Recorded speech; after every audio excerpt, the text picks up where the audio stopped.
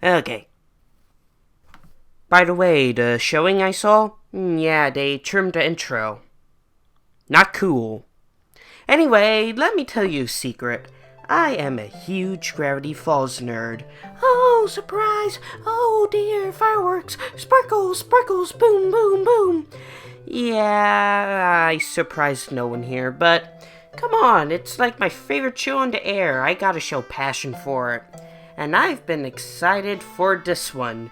Northwest Mansion Mystery, or Northwest Mansion Noir, or whatever it's called. I've seen so many titles for this. Not only because it was the first episode in a while that came back from a surprisingly short hiatus, which I'm happy for, keep it like that, but I was also excited because it looked to be a whole lot creepy and atmospheric and just it taking the show to an interesting level, and I really love these kinds of stories. Anyway, haunted houses seem like a running trend, doesn't it? Like Steven Universe did it, now this. Anyway, so I'm here to talk about my thoughts of this episode, fresh off the rack. And I'm not gonna pretend to keep this anonymity going, because this is my second favorite episode of the show so far. Now, of course, it could change, but as of this moment, it is only topped by sock opera, and sock opera is a pretty hard deal to top. So, that's surprising, considering let's just say I really don't like Pacifica Northwest, as you can tell from some of my earlier vids. And yeah, embarrassingly, I will forever abort that now. Yeah, if you've seen my text review of the Gulf War on theimaginationplanet.com, ding, advertising, that I was starting to question whether I'd like Pacifica or not because she was entertaining this episode. And this episode has officially sealed Pacifica into a character I find entertaining category. Yeah, she really works because not only does this episode dive into her history with her parents and kind of show her trying to improve for the first time, but Dipper's in here, and I'll say this. Pacifica works better interacting with Dipper than Mabel.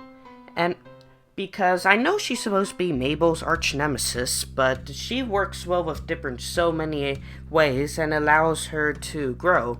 Dipper's a character who won't take the sass as from Pacifica, yet he still gives her encouragement to grow, and their chemistry is one of the highlights of this episode. Also, the rest of the Northwest family is pretty cool. The mother doesn't really get as much interesting lines, but the dad, or I don't know what they call him, Nathaniel Northwest? I don't know, I probably got the wrong guy, but yeah, he is kind of funny. You are my possessions! Obey me! That is not his voice. Anyway, so, Dipper. I love Dipper in this episode. He really built him up as kind of this experienced bounty hunter. I mean, whoa, man. Well, he made it on the front page of the newspaper, which thanks to the Society of the Blind Eye, that isn't a surprise anymore. And the only thing that begs the question is how come Grunkle Stan hasn't seen it if he doesn't want... Anyway, this episode is mostly focusing around Dipper and Pacifica, and it really works to this episode's advantage. Dipper gets some really selfless moments here, and plus, he shows some... He's cool in this one, okay? I think he deserved kind of, a heroic moment in the show because, yeah, he's awkward, but, he's a cool guy. I mean, he's faced monsters, he's taken down evil robots, and this episode has kind of developed into kind of what other people would see Dipper as, since he has the most experience in the paranormal range. But, yeah, what else? The ghost. Oh, this ghost. This episode is by far the scariest of the show. And that's saying something, because this is Gravity Falls. Let's see. Well, first, he is on the precipice of a brutal axe death, which I'm surprised made it on Disney Channel. Dink! Ba-da-da-da-dum. He has a beard of fire, which is simultaneously over-the-top hilarious, really awesome, and extremely terrifying. And his screaming voice doesn't really help either. This wasn't an edit, silly. Pshaw. Anyway, let me get my notes back up. Oh yeah, I'm out of notes. Improv time. So, talking about the ghost, he really adds a dark level of the show. I mean, he turns people into wood in the creepiest of ways. And, the voice actor really did him justice, giving him this deep, booming, intimidating voice, which really matches with the character design. And yeah, this has some pretty dark imagery, like, for example, the animal statue heads ooze blood.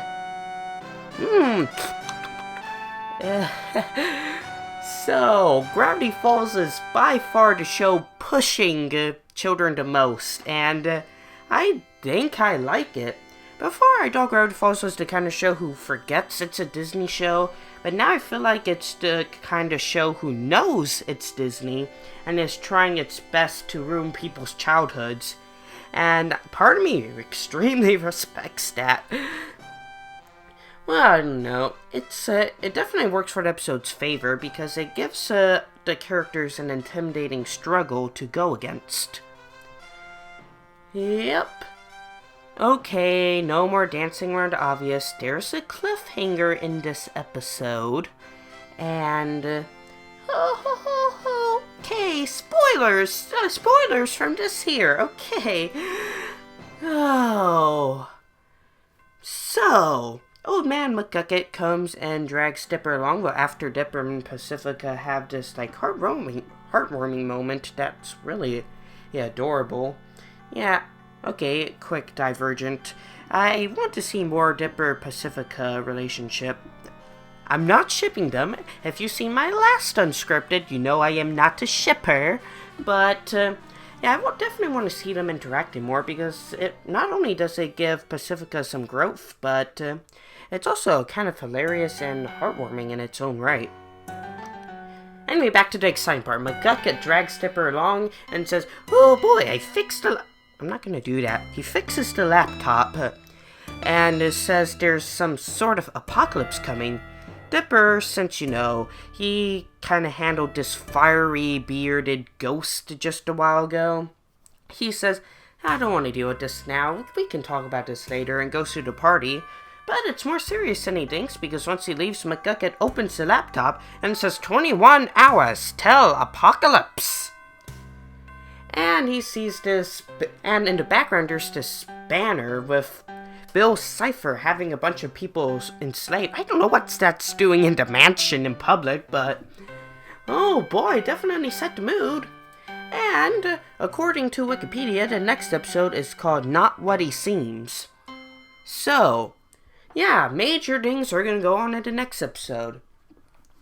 So I can't wait for that, but overall, my thoughts on Northwest Mansion Mystery.